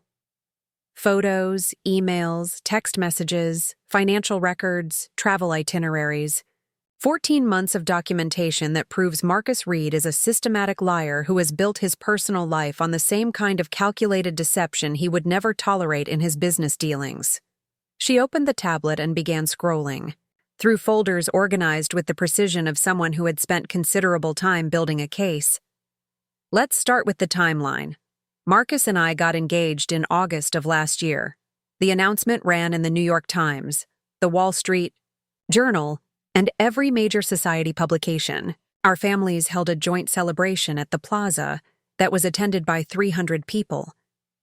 She showed me photos from the engagement party, extravagant displays of flowers, elegant guests in formal wear, Victoria and Marcus looking like the perfect power couple. In every image, Marcus appeared completely comfortable, as if this was exactly the life he had chosen. 3 weeks after our engagement party, Victoria continued, Marcus told me he needed to travel more frequently for business expansion. New markets, new partnerships, more time on the West Coast. I supported it because I thought he was building our future together. She pulled up a calendar that tracked Marcus's travel schedule. What I didn't know was that this business expansion coincided exactly with the beginning of his relationship with Sarah Martinez, the gallery owner in Los Angeles I mentioned yesterday. Victoria showed me photographs that made my stomach clench. Marcus with a petite, dark-haired woman at intimate restaurants, walking through art galleries, boarding private jets together. The timestamps showed they overlapped with his relationship with me by several months. Sarah thought she was his only secret relationship too, Victoria said. She had no idea about me until I contacted her 6 months ago, and she had no idea about you until I told her yesterday. There are 3 of us, I asked, though the answer was obvious from the evidence spread across the table. We're 3 of you. Sarah ended things with Marcus when she realized the full scope of his deception. But Rebecca, that's not even the worst part. Victoria leaned forward, her voice dropping to just above a whisper. The worst part is how systematic it is, how calculated. She opened a document that looked like a spreadsheet. Marcus doesn't just lie about his relationships. He lies about everything. He told Sarah that our engagement was a publicity arrangement to help both our careers. He told me that his trips to California were for board meetings that didn't actually exist. He told you that he was protecting your privacy while simultaneously making public appearances with me. The spreadsheet cataloged Marcus's lies with devastating precision. Different explanations given to different women for the same events. Conflicting stories about his travel schedule. Contradictory accounts of his feelings and intentions. It was a masterclass in deception that revealed someone who had turned dishonesty into an art form. But why? I asked. Why go to all this trouble? Why not just stay single if he wants to see multiple women? Victoria's laugh was bitter. Because Marcus Reed doesn't want to give up anything. He wants the financial advantages of marrying into my family. He wants the intellectual stimulation of women like you and Sarah who challenge him in ways I apparently don't. He wants the freedom to travel and explore new relationships whenever he gets bored. He's created a system where he gets everything and sacrifices nothing. She showed me text message screenshots that made me feel sick. Marcus sending nearly identical romantic messages to all 3 of us, sometimes within hours of each other. Promises of love and commitment that were apparently form letters he customized with different names. Here's what really convinced me that this has to stop, Victoria said, pulling up a final document. I hired a private investigator 2 months ago, not to spy on Marcus, but to protect myself financially before our wedding. I wanted to make sure there weren't any business dealings or personal obligations that could affect my financial security after we married. The investigators report. was 23 pages long and detailed Marcus's romantic activities with forensic precision. Not just Sarah and me, but a pattern of behavior that stretched back years. Short-term relationships with women he met through business or cultural events. Always charming, always generous, always careful to keep each woman separate from his public life. According to this report, Victoria continued, Marcus has maintained simultaneous relationships with multiple women for the past 5 years. We're not unusual, Rebecca. We're just the most recent iteration of a pattern he's refined over time. I stared at the evidence, feeling a combination of anger and humiliation that made my hands shake. He's been practicing on us. Exactly. And he's gotten very good at it. Good enough that none of us suspected the full truth until we started comparing notes. Victoria closed the tablet and looked at me directly. So here's what I propose. Tonight, Marcus is attending a charity auction at the Four Seasons in Austin. It's a public event with photography and media coverage. He thinks you're too upset to leave your house, and he thinks I'm in New York planning our wedding. I suggest we both show up and have a very public conversation about his relationship choices. The idea was terrifying and appealing in equal measure. What would that accomplish? It would force him to face both of us simultaneously, in a setting where he can't control the narrative or manage the conversation. It would also send a very clear message to his business associates and social circle about the kind of man they're dealing with. Victoria pulled out a final document, a guest list for the evening's event. I recognized several names from Austin's business and cultural elite, including people who knew my family and might report back to them about whatever happened. The auction benefits the Contemporary Art Museum, Victoria said. It's exactly the kind of event Marcus uses to network and maintain his reputation as a sophisticated patron of the arts. Having his romantic deceptions exposed there would be professionally inconvenient for him. I thought about Marcus's explanation the night before, his claim that his engagement to Victoria was just a business arrangement that he was trying to escape. If that were true, a public confrontation would actually help him by giving him an excuse to end the engagement. But if Victoria was right about his systematic deception, then exposure would threaten everything he had built. What do you want to happen afterward? I asked. I want him to face consequences for treating people like they're disposable. I want his business partners to know they're dealing with someone who lies as easily as breathing. And I want you and me to walk away from this with our dignity intact and our futures free from his manipulation. Victoria's plan was thorough and ruthless, designed to cause maximum damage to Marcus's reputation, while giving both of us the satisfaction of confronting him together. But it was also irreversible. Once we made this choice, there would be no going back to the relationships we had thought we were building with him. I need to think about it, I said. Of course. But Rebecca, if you decide to do this, we need to coordinate carefully. The auction starts at 7. Marcus usually arrives precisely on time for events like this. I suggest we make our entrance together at 7:30 when the cocktail hour is in full swing and there are plenty of witnesses. Victoria left me with copies of all her evidence and her phone number, along with a final observation that stayed with me for the rest of the afternoon. Marcus Reed built his fortune by identifying other people's weaknesses and exploiting them for profit, she said. He's been doing the same thing in his personal life. The only difference is that in business, people expect that kind of ruthlessness.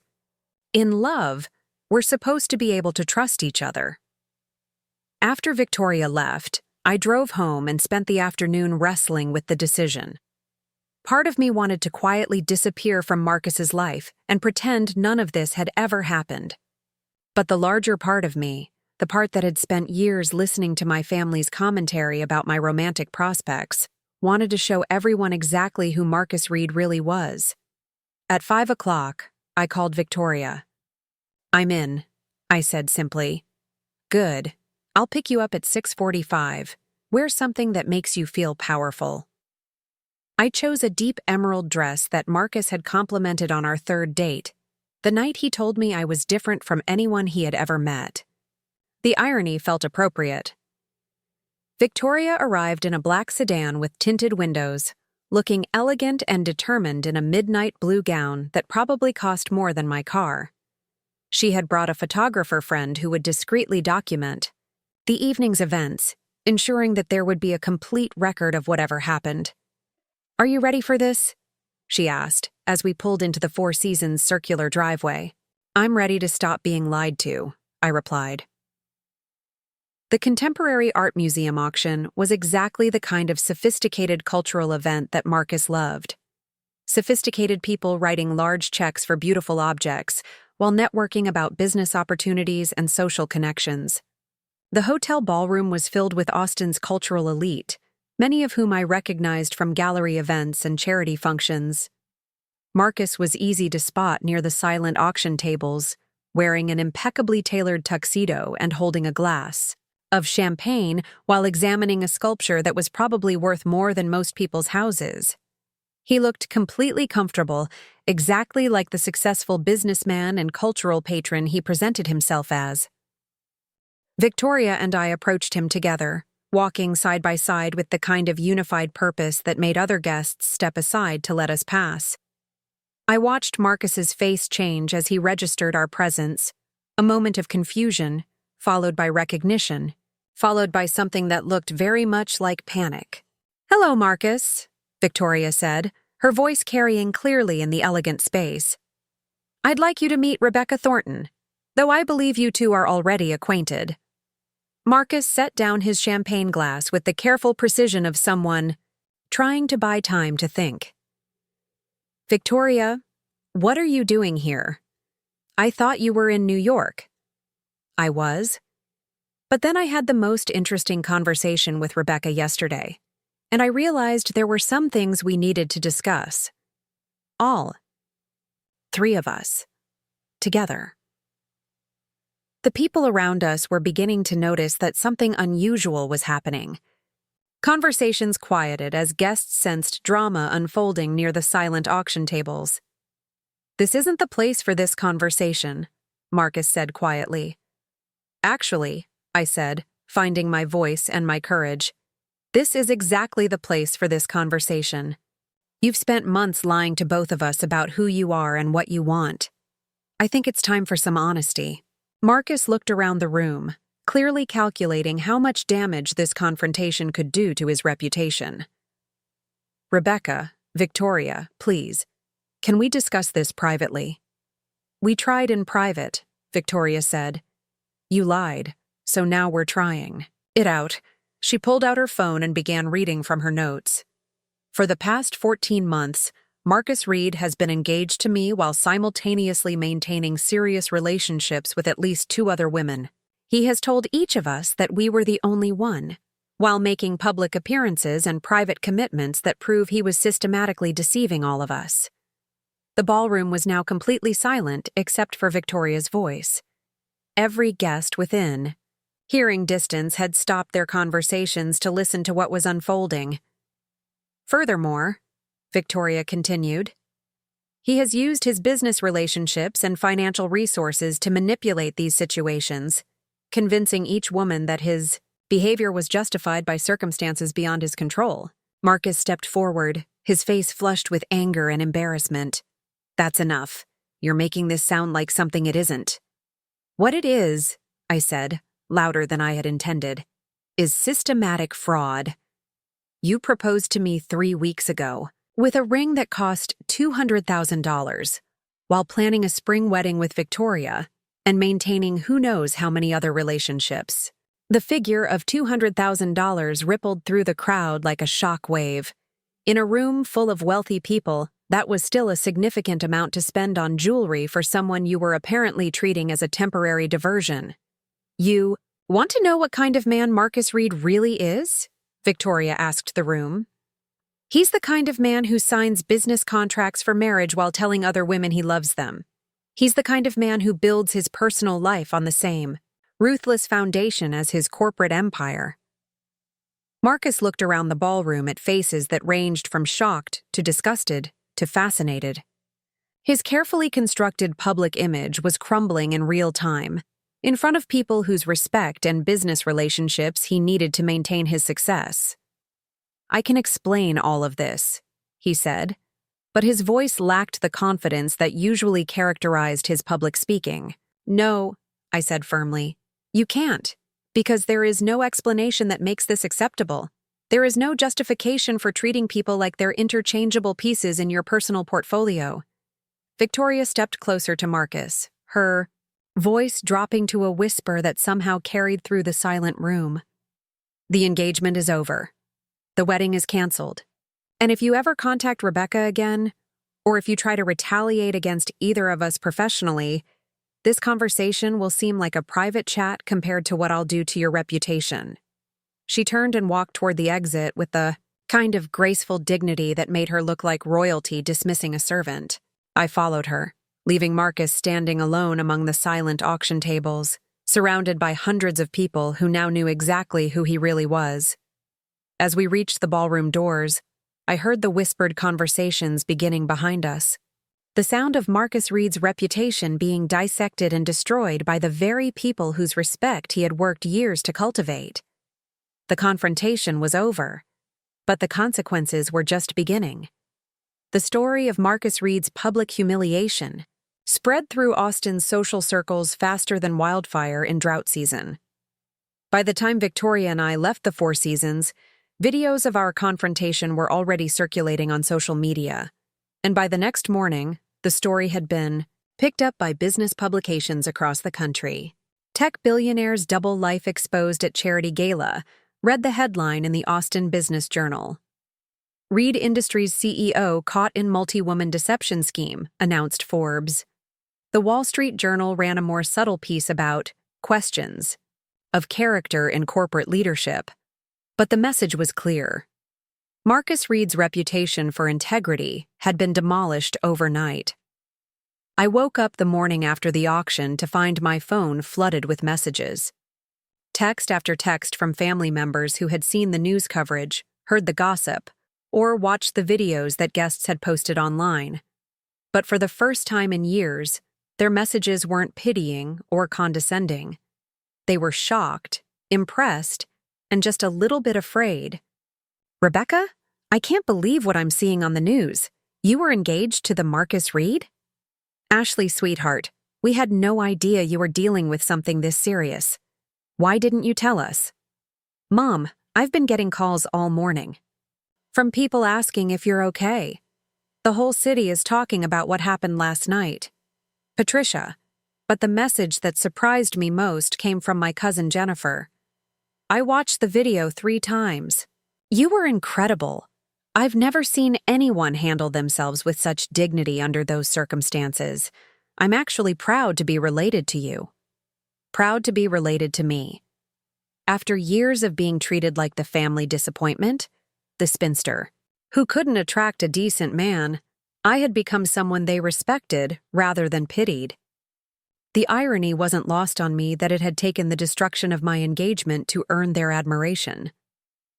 Victoria called around noon, her voice lighter than it had been in either of our previous conversations. "Have you seen the business news?" "This morning?" "I've been avoiding it," I admitted. "I figured it would just make me feel worse about the whole situation. Actually, you might want to take a look.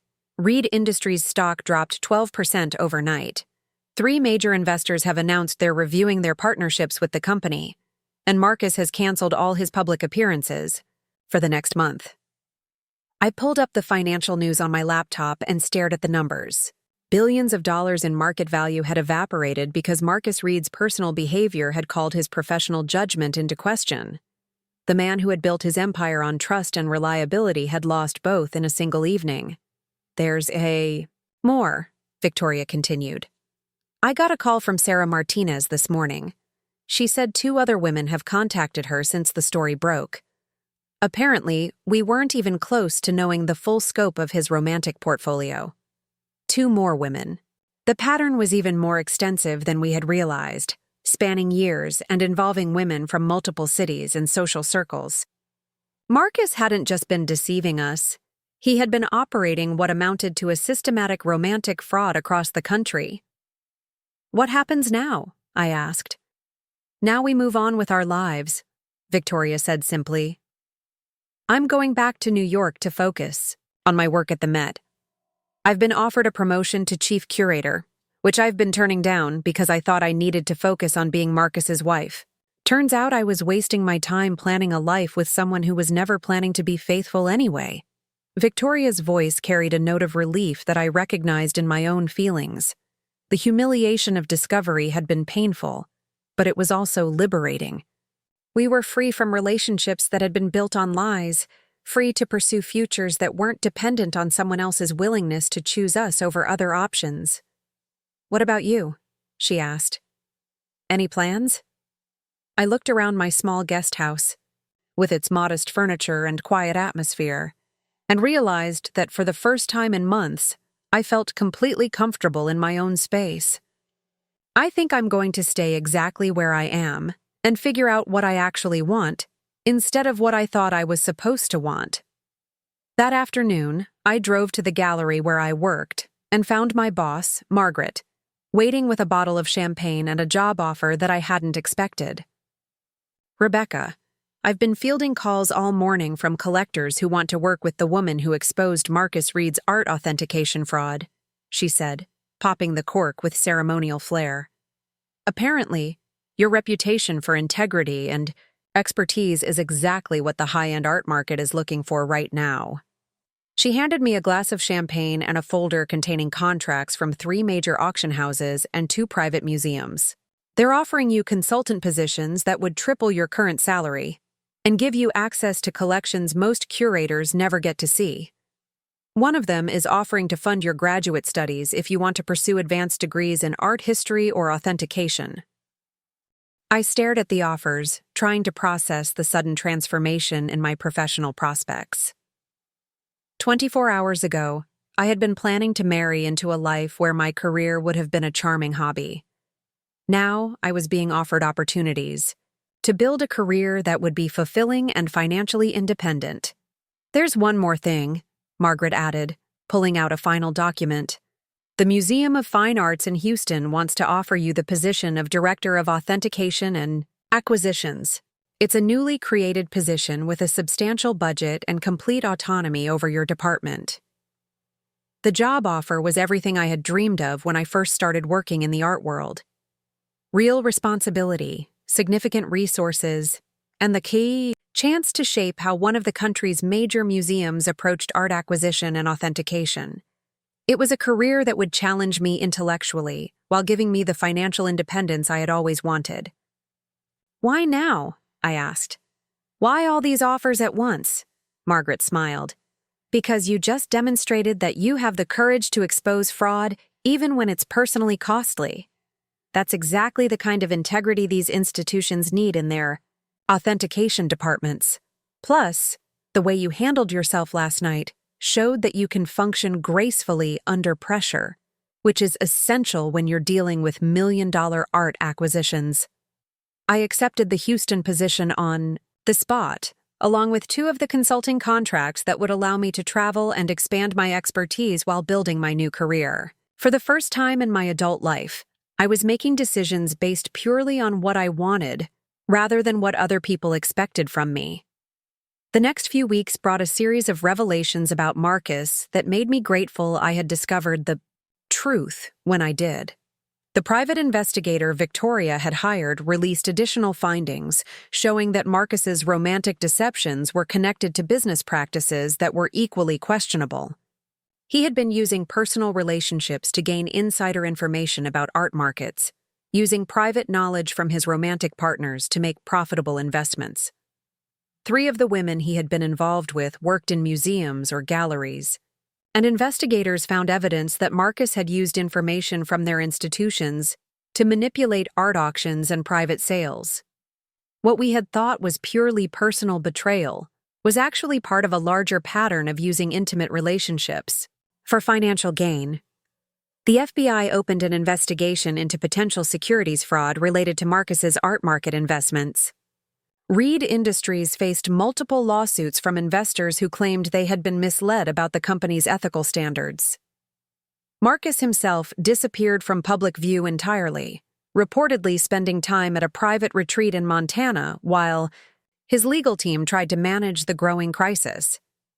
But the most satisfying development came 3 months later, when Victoria called to tell me that Marcus's art collection was being liquidated to pay legal fees and settlement costs.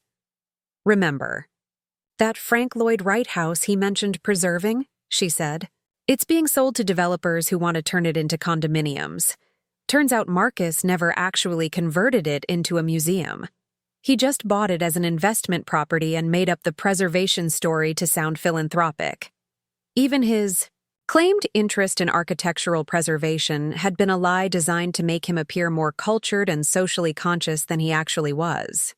Every aspect of Marcus Reed's public persona had been carefully constructed to hide someone who was fundamentally selfish and manipulative. 6 months after the auction confrontation, I was settled into my new position in Houston and loving every aspect of my expanded career. I had my own office, a team of researchers, and a budget that allowed me to pursue authentication projects I had only dreamed about. More importantly, I had the respect of colleagues who valued my expertise and integrity. My family's attitude toward me had completely transformed. Instead of offering unwanted advice about my romantic prospects, they now bragged about my professional accomplishments to anyone who would listen. Suddenly, my career wasn't a charming hobby. It was a prestigious position that reflected well on the entire family. "Rebecca's the new authentication director at the Museum of Fine Arts," my mother would tell people at social gatherings. "She's the one who exposed the Marcus Reed scandal. Very impressive work." The irony was that it had taken public humiliation to earn their respect, but I was grateful for the change in dynamics. Family gatherings became genuinely pleasant when they stopped treating me like a charity case who needed their pity and advice. Ashley, now in her senior year of college, called me regularly for career advice and had changed her major to art history after being inspired by my professional success. "I want to do what you do," she told me during one of our conversations. "You made your own life instead of waiting for someone else to give you one." The most unexpected development came a year after the Marcus Reed scandal, when I received a call from Victoria asking if I wanted to collaborate on a book about art market fraud and the importance of ethical practices in high-value cultural transactions. "We have a unique perspective on how personal manipulation and professional fraud often overlap," she said. "I think we could write something that would be valuable for both the art world and for women who need to recognize when they're being deceived." Our book, Authenticated: Truth and Deception in Art and Life, became a bestseller and led to speaking engagements at museums and universities across the country. Victoria and I developed a genuine friendship based on mutual respect and shared professional interests, proving that the best relationships sometimes emerge from the worst circumstances. 2 years after that night at the Four Seasons, I attended another charity auction at the same hotel. This time, I was there as a featured speaker, discussing art authentication techniques with potential donors who were interested in supporting the museum's acquisition programs. I wore a red dress that made me feel powerful and confident, surrounded by colleagues who valued my expertise and integrity. During the cocktail hour, someone approached me with a question about a painting they were considering purchasing. As I explained the authentication process, I realized that I was exactly where I belonged, in a career that challenged me intellectually, surrounded by people who respected my knowledge, building a life that was entirely my own. I never saw Marcus Reed again, though I occasionally heard updates about his continued legal troubles and the gradual dissolution of his business empire. The last I heard, he was living quietly in Europe, having lost most of his wealth to legal settlements and poor investment decisions made while distracted by his personal scandals. But I rarely thought about him anymore. The man who had once seemed like the answer to all my problems had turned out to be a problem I needed to solve. And in solving it, I had discovered that I was far stronger, smarter, and more capable than anyone, including myself, had ever given me credit for. Sometimes the best thing that can happen to you is having your worst assumptions about yourself proven completely wrong. I had thought I needed someone else to validate my worth, to give my life meaning, to make me feel valuable. But it turned out that the most important validation came from discovering that I was perfectly capable of building a meaningful, successful, and fulfilling life entirely on my own terms. My family laughed and said I was too ugly for marriage. They were wrong about everything except the marriage part. I was too smart, too independent, and too valuable to settle for someone who couldn't appreciate who I was. And that wasn't a limitation, it was exactly the kind of strength that builds the life you actually want to live. Looking for more? We've got 2 amazing stories ready for you right on screen. If this one touched you, these are absolutely worth your time. Click to watch them now. And hey, subscribe and hit that bell to never miss our latest uploads.